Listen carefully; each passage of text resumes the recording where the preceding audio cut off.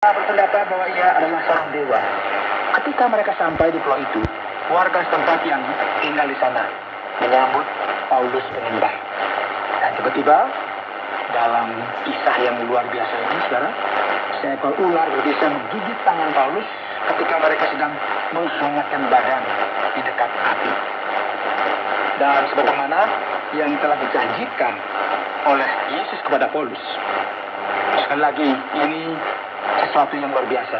Paulus mengalami manifestasi yang luar biasa dalam hidupnya oleh karena Allah. Saudara harus ingat ya, bahwa dalam kitab Markus pasal 16 dikatakan di sana bahwa orang-orang dalam gereja Kristus dengan kuasa Kristus, mereka akan memegang ular dan tidak akan mengalami apa-apa. Inilah yang terjadi kepada Paulus, sebagaimana ia diluputkan dari kematian oleh Allah. Setiap orang yang melihat hal ini menjadi sangat kagum, sehingga mereka berpikir bahwa dia adalah seorang dewa. Tidak jauh dari tempat itu ada tanah milik gubernur pulau itu. Gubernur itu namanya Publius. Ia menyambut kami dan menjamu kami dengan ramahnya selama 3 hari. Dan selama 3 hari mereka tinggal di sana. Ketika itu ayah Publius terbaring karena sakit demam dan disenterin. Paulus masuk ke kamarnya, ia berdoa serta menumpangkan tangannya ke atasnya dan menyembuhkan dia. Sesudah peristiwa itu datanglah orang-orang sakit lain dari pulau itu dan mereka pun disembuhkan juga. Mereka sangat menghormati kami dan ketika kami bertolak, mereka menyediakan segala sesuatu yang kami perlukan. Dan sebagaimana yang telah ia lakukan dalam banyak kesempatan, di sini pun Allah menyatakan kuasanya dengan menyembuhkan hati dan kehidupan bangsa yang tidak mengenal Allah yang tinggal di pulau ini. Ketika mereka hendak berangkat ke Roma dengan menggunakan kapal, perhatikan, penduduk setempat menyediakan bekal bagi perjalanan mereka. 3 bulan kemudian, dan kini Anda akan mengerti mengapa perlu 3 bulan lamanya. Karena mereka harus tinggal di sana selama musim dingin. Pada musim dingin, berlayar merupakan sesuatu yang berbahaya, khususnya di laut Mediterania. Dan setelah kapal karam, tidak mungkin mereka masih cukup berani untuk melanjutkan perjalanan tersebut. Jadi apa yang terjadi? Ini adalah bulan Oktober, kemudian November, Desember, Januari, dan sekarang sampailah kita di bulan Februari tahun 60. Ya, Paulus bersama dengan orang-orang yang menyertainya, dan firman Tuhan berkata, 3 bulan kemudian kami berangkat dari situ naik sebuah kapal dari Alexandria yang selama musim dingin berlabuh di pulau itu. Kapal itu memakai lambang Dioskuri atau Castor atau Pollux.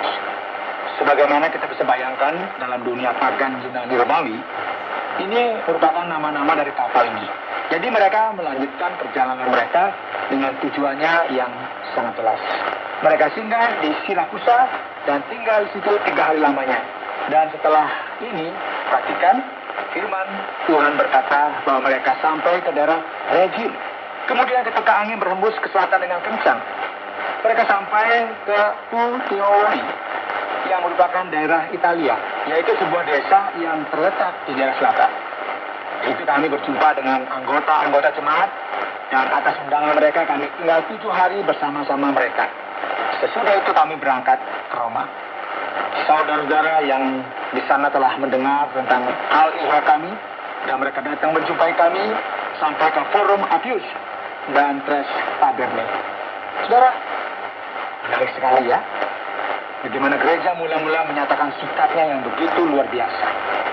Ada contoh persaudaraan yang begitu luar biasa dalam sejarah. Dan tempat-tempat yang disebutkan di sini adalah tempat-tempat yang jauh dari Roma. Kita bisa melihat ada Forum Appius dan Tres Taberne. Dalam perjalanan mereka ke Roma, masih agak jauh. Dan saudara-saudara, yaitu orang Kristen, mereka ingin menemui Paulus. Paulus mengucap syukur kepada Allah, dan ia diteguhkan dan dikuatkan kembali oleh mereka. Dan akhirnya, ia mulai dekat dengan tujuannya, yaitu Roma. Setelah kami tiba di Roma, Paulus diperbolehkan tinggal dalam rumah sendiri bersama-sama seorang prajurit yang mengawalnya. Dan sekarang, saudara, kita belum mengerti apa yang terjadi. Paulus pergi ke Roma oleh karena masalah yang terjadi dengan dia, dan masalah ini akan berlanjut di sini. Namun yang pertama perlu seseorang yang akan menjadi pendakwa bagi dia. Paulus telah naik banding kepada Kaisar. Dan kini orang yang mendakwa dia juga harus datang ke Roma. Namun sepertinya mereka menyerah untuk melakukan hal ini. Jadi sekarang Paulus masih di penjara, namun keadaannya sedikit lebih baik. Pada dasarnya, ia menjadi tahanan rumah. Ia diizinkan untuk tinggal di sebuah rumah di bawah penjagaan prajurit Romawi. Jadi sekarang, Anda bisa bayangkan ya, betapa banyaknya prajurit yang telah mendengar Injil. Karena mereka senantiasa bersama-sama dengan Paulus. 3 hari kemudian Paulus memanggil orang-orang terkemuka bangsa Yahudi.